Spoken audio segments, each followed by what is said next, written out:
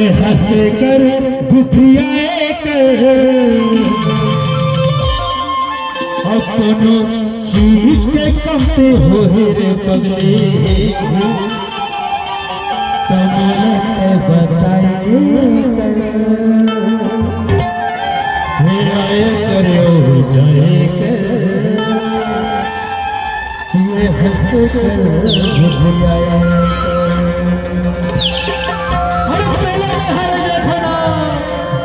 तमिल रहाई नहीं पड़ता है देखो तक तेरा कथा में है।